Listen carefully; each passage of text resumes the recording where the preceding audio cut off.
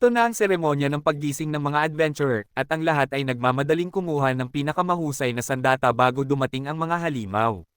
Nag-aaway at nagtatalo sila na tila nakasalalay dito ang kanilang buhay, desperadong makakuha ng kahit anong malakas para magkaroon ng pagkakataon. Ngunit sa gitna ng kaguluhan, may isang lalaking nakatayo lang, kampanteng-kampante.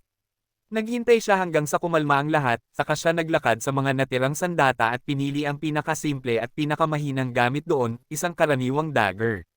Pinagtawanan siya ng iba, sigurado silang hindi siya makakakuha ng magandang class gamit ang walang kwentang sandata. Ngunit binaliwala sila ni Jean Friday, alam niya ang eksaktong ginagawa niya.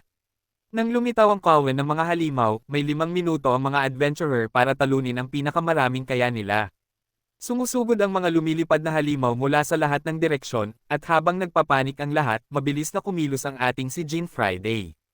Alam niya ang kanilang mga weak spot at napatay ang unang halimaw sa isang tira lang, na ikinagulat ng mga adventurer na nanlait sa kanya kanina.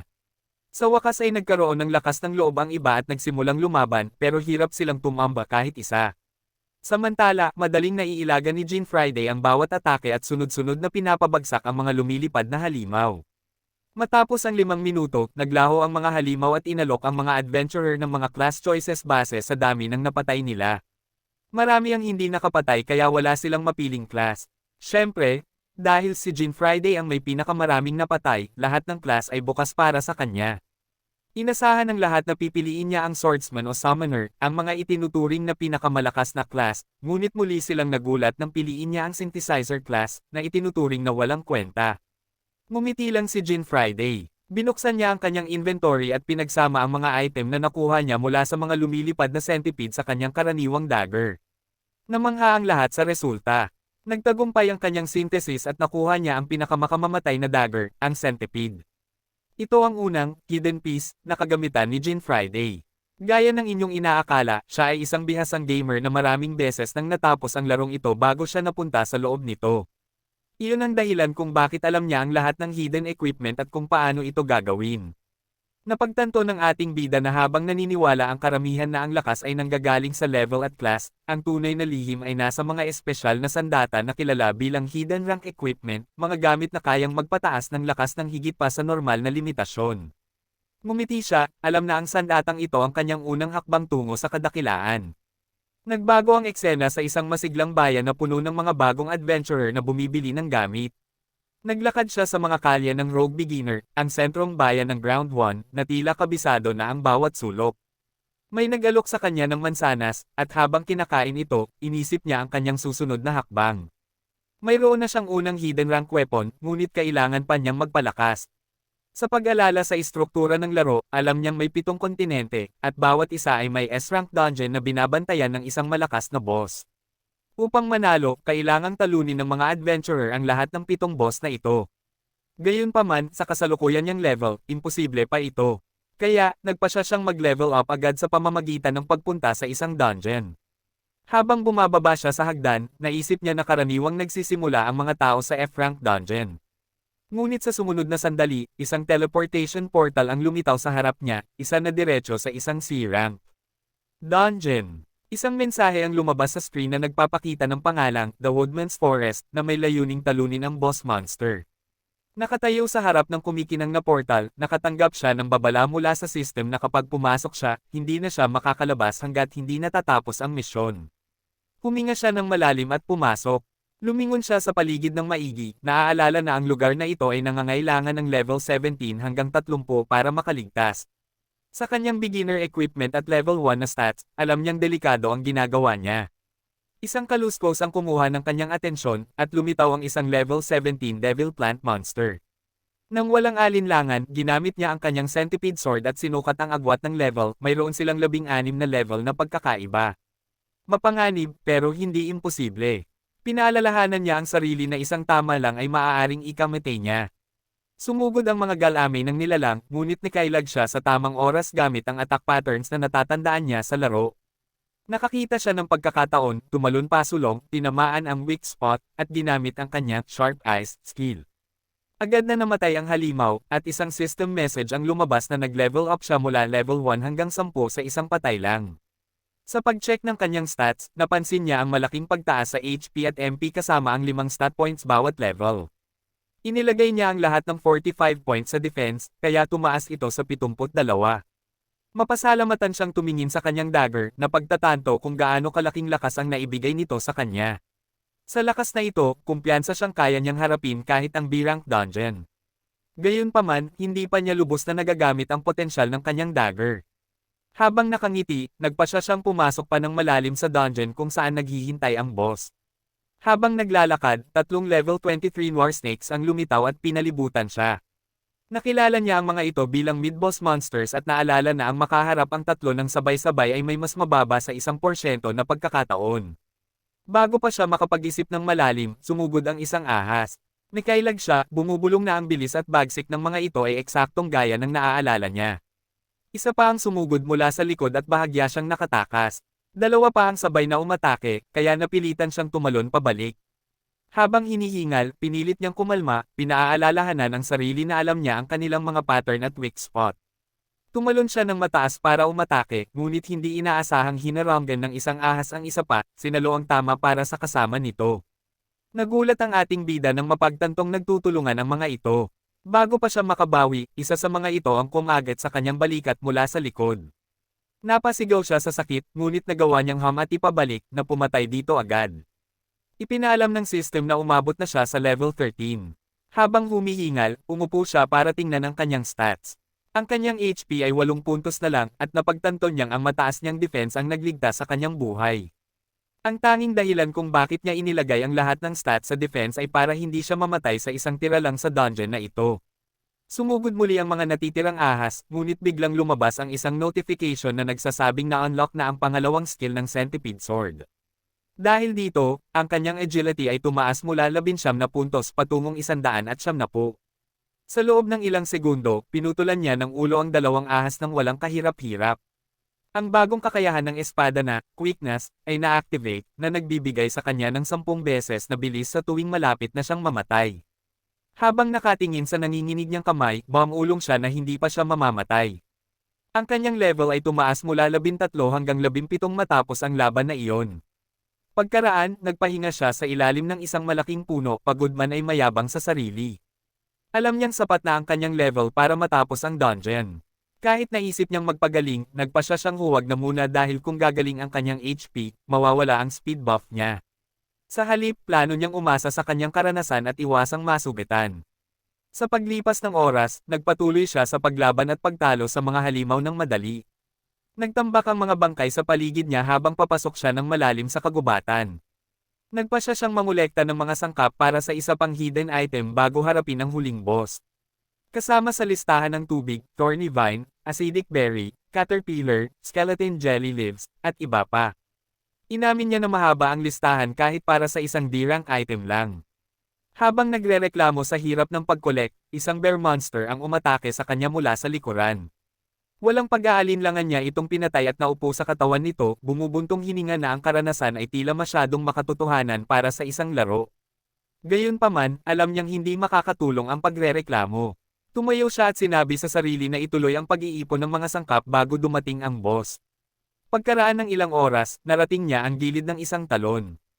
Matapos makakuha ng 2 sangkap, iniabot niya ang kanyang kamay para sa pangatlo ng isang pamilyar na boses ang tumawag sa kanyang pangalan. Lumingon siyang gulat at nakita ang isang grupo ng mga taong papalapit. Habang lumalapit sila, nagulat siya nang mapagtantong mga tao sila mula sa kanyang sariling baryo.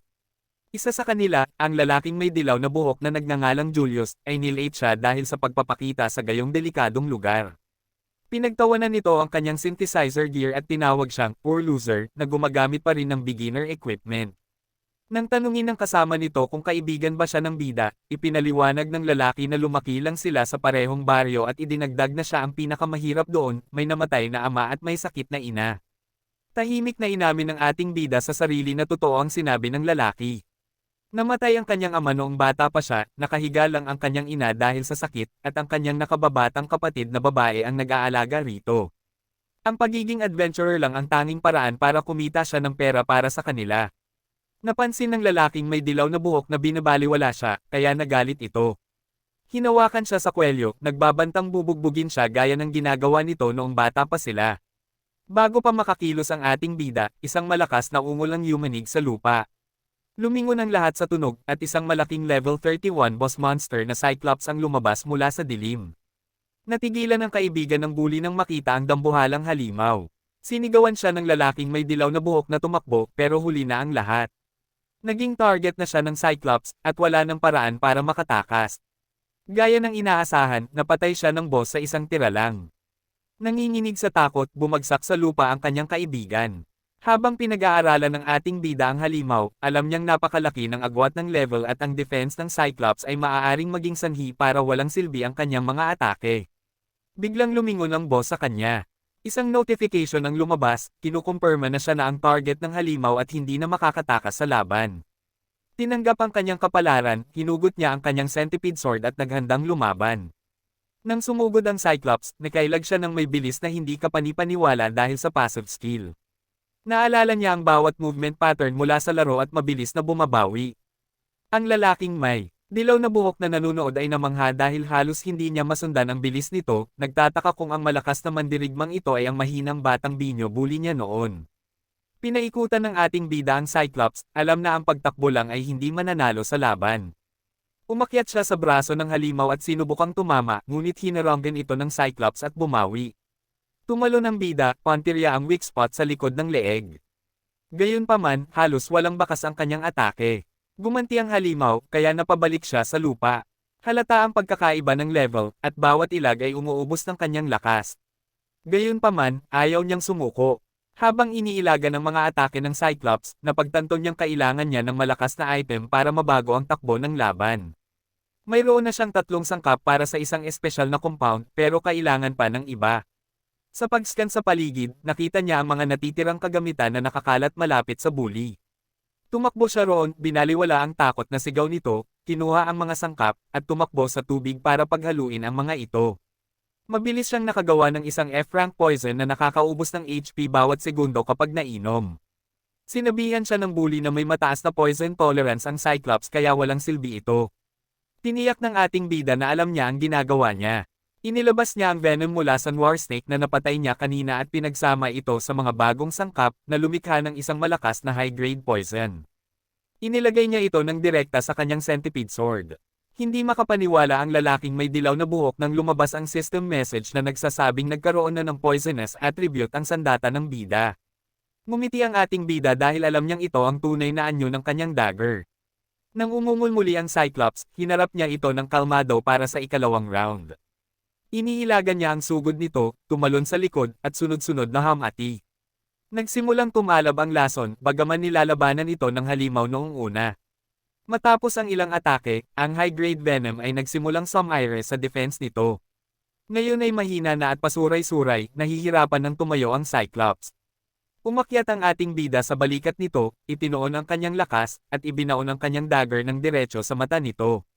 Na-activate ang kanyang sharp eyes skill, at natapos ang nilalang sa isang mapagpasyang tira. Isang system message ang kumumpirma sa tagumpay. Ang lalaking may dilaw na buhok, na nanginginig pa rin, ay hindi makapaniwala sa kanyang nakita. Sa sobrang takot, inisip niyang baka siya na ang susunod na patayin ng bida kaya nagtatakbo siya palayo. Pinanood siya ng ating bida, nagtataka pero hindi nababahala. Binuksan niya ang kanyang status window at ngumiti nang makitang nag-level up siya muli. Nagpasya siyang ilagay ang stat points mamaya, sinuri ang kanyang inventory at nakahanap ng 3,500 gold at K9 tooth ng Cyclops bilang loot. Masaya niyang sinabi na ang pinakamagandang bahagi ng solo play ay ang pagkuha ng lahat ng rewards para sa sarili. Nagpasya siyang ipadala ang gold sa bahay para matulungan ang kanyang pamilya. Pagkatapos, nagsimula siyang maghanap ng partikular na item na tinatawag na Cyclops' Eye na kailangan niya para gawin ang susunod niyang hidden item. Hindi ito magandang tingnan kaya binaliwala niya muna ito. Sa pagsara ng kanyang inventory, nagsimula siyang maglakad patungo sa isa pang dungeon. Sa pasukan ng D-rank dungeon na tinatawag na Flat Plains, tumayo siya ng tahimik, nakakaramdam ng nostalgia. Naalala niya ang kanyang mga unang araw bilang adventurer. Alam niya na para matapos ang laro, kailangang talunin ang mga Demon Lord sa lahat ng 7 kontinente. At para magawa iyon, kailangan niyang hanapin ang susunod na hidden rank equipment sa loob ng dungeon na ito. Sa loob, huminto siya sa harap ng estatwa ng banal na Diyosa. Alam niya na ang pagpasa sa trial na ito ay nangangailangan ng isa pang espesyal na materyales kasama ang Cyclops' Eye na siyang dahilan kung bakit siya pumunta rito. Maya-maya ay nakita siyang nakikipaglaban sa mga mukhang asong halimaw, mabilis na kumikilos habang pinapatay sila isa-isa. Habang lumalaban, ipinaalala niya sa sarili na kailangang magpatuloy sa pag-level up para matalo ang bawat Demon Lord sa mundong ito at sa wakas ay magkaroon ng kapayapaan. Habang naglalakad sa dungeon, naisip niya ang kanyang pamilya. Sinabi niya sa sarili na kapag malakas na siya, kikita siya ng sapat na pera para sa kanyang ina at kapatid. Ang mga taga-baryo na nanlait sa kanila ay mananahimik na rin sa wakas. Pinunasan ng dugo sa kanyang mukha, nangako siya sa sarili na magpapalakas siya anuman ang mangyari. Mabilis na kumalat ang balita tungkol sa kanyang mga nakamit sa buong rehiyon. Inanunsyo ng Adventurers Association na isang bagong adventurer na nagngangalang Jeffrey Van Raid na may itim na buhok at asul na mga mata ay nakabasag ng record sa pagpatay ng 33 halimaw sa baptism ceremony at ngayon ay papunta na sa Starter Village. Ang susunod na balita ay tungkol sa ilang kaina-hinalang adventurer na labis na nanghuhuli ng mga cobalt bird. Bumalik sa dungeon, napatay ng ating bida ang isa pang halimaw at napansing nakuha na niya ang lahat ng sangkap maliban sa isa, ang balahibo ng isang cobalt bird. Nakapagtataka, kahit matagal na siyang naghahanap, wala siyang makitang kahit isang ibon, kahit hindi naman dapat ito bihirang makita. Naalala niya na bawat kontinente ay may 7 dungeon. 6 ang mula F-rank hanggang A-rank, at ang ikapito ay isang S-rank dungeon na pinamumunuan ng isang Demon Lord.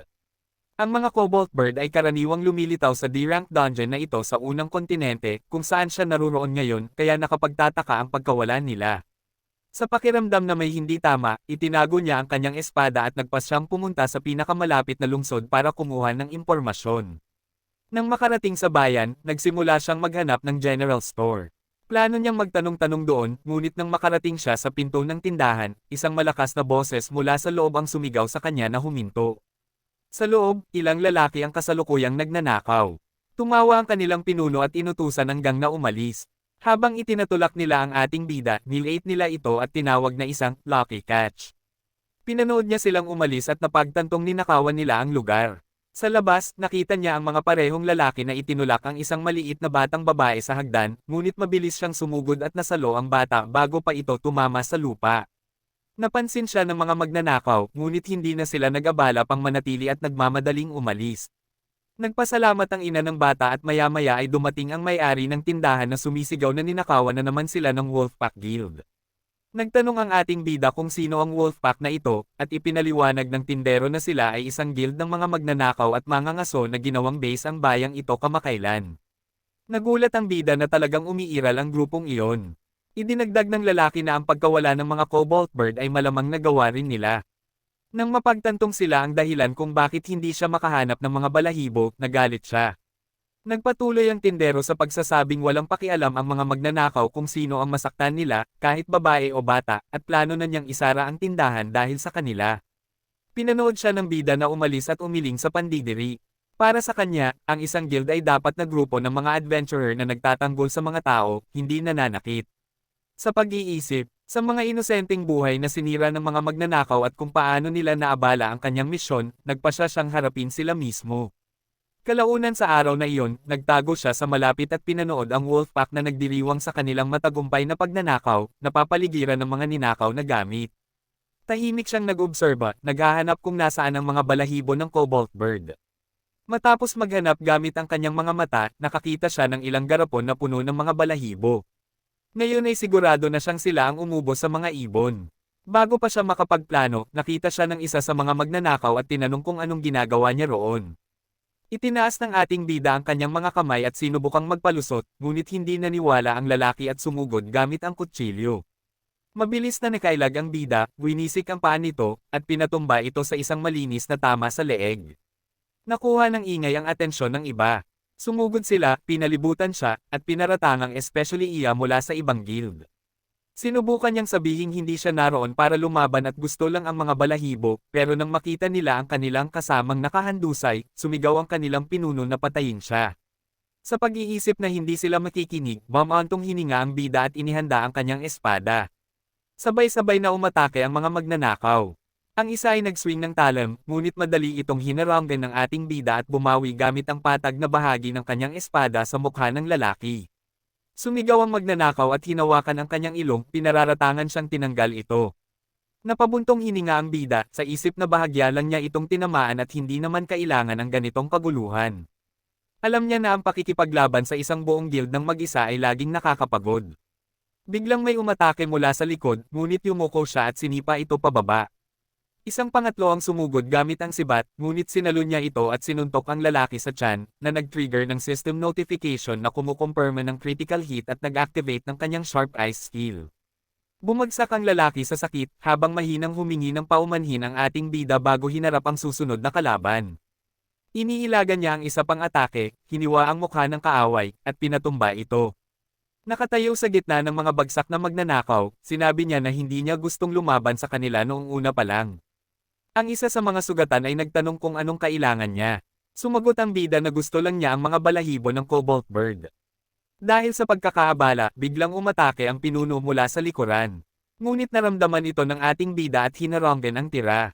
Nakilala niya ang lalaki bilang ang tumulak sa batang babae kanina.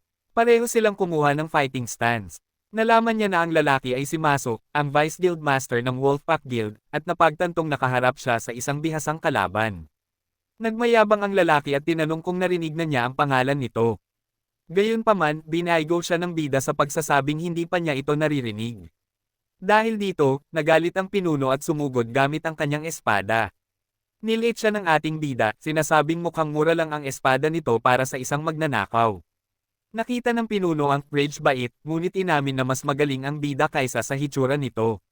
Matapos mailagan ng ating bida ang lahat ng kanyang atake, sinimulan itong isisi ng pinuno sa kanyang pambihirang sandata. Sinabi nito na siya ay isang adventurer at ang kanyang sandata ay dekorasyon lang, ang mahalaga ay ang kanyang class at skill. Kahit may sandatang ganyan ang bida, isa pa rin siyang newbie dahil suot niya ang beginner armor mula sa synthesizer class. Sa pag-aakalang nakuha na niya ang lahat, gumamit ang pinuno ng skill para palutangin ang kanyang mga espada at itira ang mga ito sa bida. Hinarang din ito ng bida gamit ang centipede sword. Sinabi ng lalaki na dehado ang bida dahil alam na niya ang class at skills nito. Kung mawawala lang ang sandata nito, wala na itong silbi. Sa kabilang banda, wala siyang idea kung anong skills ang susunod na gagamitin ng bida. Nang marinig ito, tinanong siya ng ating bida kung ang class niya ba ay thief dahil ang tanging skill lang na alam nilang gamitin ay stealth. Matagumpay na nagalit ang lalaki at sumigaw na siya ay isang summoner. Hindi ito nagpagaan ng sitwasyon para sa bida dahil alam niyang kung gagamit ang lalaki ng steal skill para kunin ang sandata niya, mahihirapan siyang manalo. Nagpasya siyang tapusin ang laban agad. Nang dalawa sa mga magnanakaw ang sumugod mula sa likuran, tumalon siya palayo at tumama ng malinis sa weak spot ng pinuno na nag-activate ng kanyang sharp eyes skill. Bumagsak ang lalaki na sumisigaw sa sakit. Naawa ang ating bida, saka nagbabala sa iba na ibigay ang mga balahibo kung ayaw nilang matulad dito. Isang magnanakaw ang sumubukang makipagkasundo, pero tinawag ng kasama nito ang aksyon ng bida at pinagbintangang especially iya mula sa karibal na guild. Lumala ang sitwasyon ng mas maraming miyembro ang dumating at pinalibutan siya, galit na may nang-ahas na umatake sa kanilang guild. Pinagtalunan nila kung talagang natalo ang kanilang Vice Master, ang iba ay ayaw maniwala. Biglang may tumawag na boses at nagmamadaling bumati ang mga magnanakaw sa kanilang Guild Master. Pinanood ng ating bida ang paglapit ng lalaki at napagtantong ito ang pinuno ng guild. Nang tanungin kung anong guild siya galing, kalmadong sinabi ng bida na mag-isa lang siya. Tumawa ang guildmaster sa ideya na isang lalaki lang ang gumawa nito at hindi inaasahang inalok siya ng pwesto sa guild bilang reward sa pagtalo sa vice master. Tinanggihan ng ating bida ang alok. Sinabi niyang naparito lang siya para sa mga balahibo at para ipaghiganti ang tindero at ang bata. Tinawag niyang basura ang guild dahil sa pagbiktima sa mahihina. Dahil sa insulto, nagalit ang guildmaster, hinugot ang sandata at hinamon siya. Iniilaga ng bida ang malakas na tira na nagpabitak sa lupa at pinanood ang galit na master na nagdedeklarang bubugbugin siya hanggang sa sumuko. Sa pagkakita sa lakas ng guildmaster, napagtanto niya agad na hindi ito ordinaryong magnanakaw. Mabilis ang susunod na atake at bahagya lang nakailag ang ating bida. Walang tigil ang pag-atake ng guildmaster na nagtulak sa kanya paurong habang iniisip na kailangang tapusin ang laban bago pa gumamit ng skill ang kalaban. Sumugod siya para umatake, ngunit nauna ang guildmaster. Yumuko ang bida, maayos na nakailag, at bumawi ng isang malinis na tama. Ang guildmaster, na bahagyang nayayanig, ay inamin sa sarili na masakit ang tama ng espada nito at hindi dapat tanggapin ang mga ito ng direkta. Pagkatapos, sa pagkalito ng bida, itinago ng Guildmaster ang kanyang sandata. Naisip ng ating bida kung anong plano nito hanggang sa nagkaroon ito ng kabuluhan. Sinigaw ng lalaki ang pangalan ng kanyang skill at isang bulk zone ng lakas ang lumabas sa kanyang katawan. Ito ang Infight, isang skill na dinodoble ang lahat ng physical stats sa loob ng 3 minuto kapag nakikipaglaban ng walang sandata. Nagbunyi ang mga miyembro habang napagtanto ng ating bida na nakaharap siya sa isang brawler. Bago pa siya makakilos, sumugod ang Guildmaster at sumuntok ng may nakakatakot na lakas na nagpaguho sa pader ng bahagya siyang makailag. Naintindihan agad ng bida na kung tumama kahit isa sa mga suntok na iyon, tapos na siya. Nang umatake muli ang Guildmaster, bumawi siya sa tamang oras gamit ang handle ng kanyang espada na nag-activate ng kanyang Sharp Eyes skill. Isang system notification ang kumumpirma. Sa nakamamatay na tama, nadapa ang Guildmaster sa mukha dahil sa sakit at bumagsak na walang buhay gaya ng natalong hayop. Nang makita ang pagbagsak ng kanilang pinuno, natigilan sa takot ang mga natitirang magnanakaw. Ang isa sa kanila ay nanginginig na sinabing ang taong tumalo sa kanilang pinuno ay walang iba kundi ang adventurer na nakita niya sa balita. Napasinghap ang grupo na pagtatanto sa wakas na ang taong nasa harap nila ay ang asul ang matang prodigy na pinag-uusapan ng lahat. Ang bida naman ay mukhang litong-lito, hindi maintindihan kung bakit ganoon ang reaksyon nila. Nang tawagin niya sila, mas lalo silang natakot at agad na nagkanya-kanyang takbo. Pinanood niya silang tumakas, nagtataka. Inisip niya kung bakit sila tumakbo gayong mas marami pa sila, at higit sa lahat, paano nila nalaman ang pangalan niya. Sa isang buntong hininga, nagpasya siyang huwag na itong isipin. Kinuha niya ang mga balahibo ng Cobalt Bird at ibinalik ang mga ninakaw na gamit sa tindero. Matapos ang kanyang gawain, nagpunta siya sa kanyang susunod na destinasyon, ang B-rank dungeon na kilala bilang Sigreen Falls. Sa loob ng isa sa mga kuweba nito, katatapos lang niyang talunin ang level 35 boss monster na nagngangalang Baphomet. Kinumpirma ng system ang kanyang tagumpay. Para sa kanya, ang laban na iyon ay masyadong madali kumpara sa matinding laban niya sa Cyclops. Paglabas ng dungeon, tumungo siya sa isang malaking plaza kung saan nakatayo ang estatwa ng banal na Diyosa. Habang nakatingin sa estatwa, nakaramdam siya ng nostalgia. Ayon sa alamat, ang pag-unlock sa estatwa ay nagbibigay ng access sa pangalawang hidden treasure. Nagpasya siyang subukan ito, inilabas niya ang mata ng Cyclops at ang mga balahibo ng Cobalt Bird. Napansin niya na ang kaliwang mata ng estatwa ay butas, tamang-tama ang hugis para sa eyeball, at ang isa sa mga pakpak sa likod nito ay may maliit na espasyo para sa balahibo. Maingat niyang inilagay ang dalawang item. Sa sandaling matapos siya, lumabas ang isang system message na nagsasabing ang mga kahilingan ng banal na Diyosa ay natupad na. Nagsimulang lumuha ng kagalakan ang estatwa. Habang pumapatak ang mga luha sa isang gintong tasa, nakita niya ang detalye ng bagong item. Ito ay tinatawag na Lucifer's Halo, isang unknown rank treasure na nagpapataas ng luck nang nagsusuot ng 100 puntos at may pambihirang tibay. Ang singsing ay nagbibigay ng 3 espesyal na kakayahan, ang kapangyarihang basahin ang isip at emosyon ng iba, isang passive sense na nakakadetect ng magic ng mga adventurer at halimaw sa loob ng 3 milya, at isang pangatlong misteryosong kakayahan na ma-unlock lang matapos ang ilang kondisyon. Napagtanto kung gaano ito ka-rare, ngumiti siya at nagpasalamat sa Diyosa. Sa pagsuot niya ng halo, nagmukha siyang isang taong patay na nabuhay muli. Gayunpaman, ang hitsurang ito ay makakatulong sa kanya dahil walang mag-aakala na may dala siyang malakas na defense item.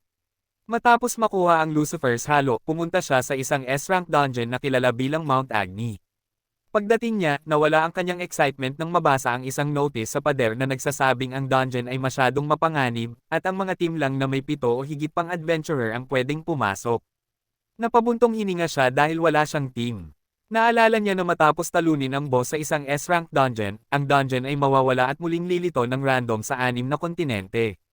Determinado, pinaalalahanan niya ang sarili na kapag natalo niya ang unang Demon King, makakakuha siya ng titulo na magbibigay sa kanya ng access sa pangalawang realm. Kailangan niyang kumilos ng mabilis, ngunit naabala ang kanyang pag-iisip ng mga boses sa malapit na humahanga sa isang sikat na adventurer na kilala bilang Flame Wizard. Lumingon siya at nakita ang isang grupo ng mga adventurer at isang batang babae na tahimik na nakaupo, si Frau Ashbury, isang 23 taong gulang na level 45 wizard. Habang pinapanood niya ito, na-activate ang kanyang mind reading skill, na nagpapahintulot sa kanya na maramdaman ang iniisip nito. Gusto niyang pumasok sa S-rank dungeon pero kulang sila sa miyembro. Sa pagkakita sa pagkakataon, ngumiti ang ating bida, iniisip kung gaano ito kaganda para sa kanya. Nalaman niya na nagpasya ang team ng babae na maghiwalay muna dahil wala silang mahanap na sasama. Sinamantala ang sandali, lumapit siya at nag-alok na tumulong, iminumungkahi na pasamayan siya sa kanilang team. Tumingin ang grupo sa kanya, ngunit ang kanilang mga mata ay nakapako sa misteryosong death halo na lumulutang sa kanyang ulo. Napagtanto niya agad ang iniisip nila pero binaliwala ito. Magalang na tumanggi ang lalaking may kayumangging buhok sa grupo, ipinaliliwanag na nagpasya na silang sumuko muna. Gamit ang kanyang min-reading skill, naramdaman niya ang malasakit ng lalaki dahil ang isa sa kanilang kasamahan ay sugatan at nasa ospital. Naintindihan ng sitwasyon, hinarap ng ating bida ang babae at tinanong ang opinyon nito. Ang nag-aalalang mukha nito ay nagpapakita na may problema siya. Nang tanungin niya kung may personal na dahilan ng babae sa pagpasok sa dungeon, sinubukan itong baliwalain ng babae pero nagkanulo ang kanyang emosyon. Naramdaman ng bida na nag-aalala ang babae para sa kanyang ama, isang explorer na nawala isang buwan na ang nakakaraan sa loob ng parehong dungeon. Sa pagkakita nito, nagpakilala siya ng maayos, sinasabing gusto rin niyang pumasok sa S-rank dungeon sa lalong madaling panahon. Sa pagbanggit ng kanyang pangalan, nagulat ang grupo. Naalala nilang narinig siya sa balita, ang nakapatay ng 33 halimaw sa baptism ceremony kahit mukhang mahina noon. Sa sandaling iyon, naintindihan na niya sa wakas kung bakit natatakot o humahanga ang mga tao kapag nakikita siya. Bagaman nagulat ang babae na malaman kung sino talaga siya, hindi pa rin ito nagbaba ng bantay. May kakaiba sa bida, tila ba nababasa niya ang iniisip nito. Ramdam ng babae na ang bida ay isang taong dumaan na sa hindi mabilang na laban, at dahil sa instinct na iyon, mas naging maingat siya. Napansin ang pag-aalinlangan nito, nagpa siya ang ating bida na maghintay kung tatanggapin siya nito. Matapos ang maikling sandali, pumayag din ang babae na pasamayan siya, ngunit nagbabala na kung magiging pabuhat lang siya, iiwanan niya ito. Mapasalamatan sa desisyon nito, tahimik na nagpasalamat ang ating bida sa kanyang swerte at sa Lucifer's halo dahil sa maayos na takbo ng mga bagay. Lumipas ang oras at nakarating ang grupo sa S-rank dungeon na puno ng mga sumasabog na taluktok at ilog ng kumukulong lava. Ang ating bida ang nanguna bilang vanguard, habang tahimik na nagrereklamo na ibinigay sa kanya ang pinakamapanganib na posisyon. Sa likuran niya, isang knight ang bumulong sa babae, hindi sigurado kung tamang desisyon ba na pasamayan siya. Malamig na sumagot ang babae na kung makakatulong siya, mabuti, pero kung hindi, gagawin siyang pain. Isang binatang may pulang buhok na nagngangalang Arthur ang lumapit sa bida, nagtatanong kung siya ba talaga ang taong pinag-uusapan sa balita. Ilang na umamin ang bida na malamang ay siya nga ito. Bakas ang kawalan ng tiwala sa paligid, at isang adventurer na may kayumangging buhok ang nanguyam sa kanya, tinawag siyang sinungaling at pinagtawanan ang makinang nahalo sa itaas ng kanyang ulo. Nainis ang bida dahil hinuhusgahan siya base sa hitsura sa halip na mapansin kung gaano kalakas ang item na iyon. Biglang na-activate ang spell detection ng Lucifer's halo. Naramdaman ng bida ang paparating na malakas na enerhiya, isang pag-atake ng halimaw o pagsabog. Agad niyang binalaan ang support team na gamitin ang kanilang protection skills. Nag-atubili pa ang lalaking may kayumangging buhok pero biglang sumabog ng marahas ang bulkan. Sa gitna ng gulo, nanatiling kalmado ang babae. Nag-chant siya ng spell, isang magic circle ang lumitaw sa kanyang paanan, at isang dambuhalang fireball ang nabuo sa itaas ng kanyang ulo. Sa isang tira, nawasak ang lahat ng nahuhulog na lava at bato. Biglang nayanig ang lupa at nahati ito. Nahulog ang binatang si Arthur, pero agad siyang nasalo ng bida sa pulso. Gayunpaman, bumigay din ang kinatatayuan ng bida kaya kapwa sila nahulog sa madilim na kailaliman. Akala nila ay katapusan na nila, ngunit lumapag sila sa likod ng isang higanteng soft-haired bat na 30 beses na mas malaki sa normal. Nagalit ang paniki, at ipinaliwanag ng bida kay Arthur na ang halimaw na ito ay sumisipsip ng puwersa at ibinabalik ito bilang malakas na counterattack. Hinarap ng bida ang galit na nilalang at sa isang iglap ay napatay niya ito sa isang saksak lang. Sa kabilang banda, naramdaman ng babae na buhay pa ang kanyang kapatid na si Arthur. Ipinaliwanag ni Arthur sa bida na ang leader nila ay ang kanyang kapatid na babae at nawawala ang kanilang ama sa loob ng dungeon na ito. Nagpa siya ang bida na dalhin si Arthur sa mas mababang area para mag-level up muna bago harapin ang Demon Lord. Nakakita sila ng kawan ng mga Firebird. Pinatunayan ng bida ang kanyang lakas nang ubusin niya ang mga ito ng mag-isa, habang si Arthur ay nagawang makapatay ng isa gamit ang kanyang pana. Pagkatapos, kumain sila ng inihaw na karne ng Firebird na ayon sa bida ay lasang fried chicken. Gayunpaman, kailangang kumain ng bida ng 50 piraso nito para sa full enhancement effect. Biglang lumitaw ang isang level 45 na salamander, ang mid-level boss ng Mount Agni. Nakaramdam ng matinding sakit sa tiyan ang bida dahil sa dami ng kinain at bumagsak ang kanyang stats ng 30%. Nang makita ni Arthur ang espada ng kanyang ama sa paligid ng salamander, naging balisa siya at sumugod sa galit. Pinigilan siya ng bida at naglatag ng plano. Ginamit ni Arthur ang Inspire skill na nagbigay sa bida ng 30% boost sa lakas at agility. Sa pagtutulungan nila, at gamit ang kakaibang kakayahan ng balahibo ng soft-haired bat na sumipsip at maglabas ng triple na lakas, pinasabog nila ang salamander mula sa loob ng bibig nito. Matapos ang laban, natagpuan sila ng grupo ng babae. Inilibing nila ang gamit ng ama ni Arthur bilang huling palang. Nagpatuloy sila sa tuktok at hinarap ang mismong Demon Lord S. Nagpakawala ang Demon Lord ng apoy, pero hindi nasugatan ang bida dahil sa fire resistance na nakuha niya sa pagkain ng 50 Firebirds. Nagalit ang Demon Lord at nahati sa tatlo. Nahirapan ang bida dahil sa dami nito, pero tinulungan siya ng babae gamit ang Ice Magic at Sunflame buff. Sa huli, napatay ng bida ang Demon Lord sa loob mismo ng bulkan. Nakatanggap ang bida ng 800,000 gold at isang Blazing Stone mula sa babae kapalit ng kanyang S-rank claws. Nalaman din niya sa Lucifer's Halo na may lihim na pagtingin sa kanya ang babae. Pagkatapos nito, nag-teleport ang bida patungo sa Ground 2, sa lungsod ng Second Life. Nakatanggap siya ng tawag mula sa kanyang kapatid na si Amelia, na nagsabing lumalala ang sakit ng kanilang ina. Nalaman niya ang tungkol sa High Elf Tears na ibinibenta sa auction, isang gamot na kayang magpagaling ng kahit ano pero nagkakahalaga ng milyon-milyon. Upang makalakom ng pera, nagpunta siya sa Eternal Snowfields at nakipagpalit ng gamit sa isang halimaw na si Kashi para sa isang A-rank coin na nagde-double ng makukuhang gold. Nakalikom siya ng 12 milyong gold. Pagkatapos, nagpunta siya sa isang underground casino para sa mas mabilis na pera. Tinarget niya ang isang kalbong lalaki na mandaraya pero mayaman. Hinamon siya nito sa larong Queen of the Casino, gamit ang Lucifer's Halo, nabasa ng bida ang isip ng dealer at alamang naghahanda itong mandaya.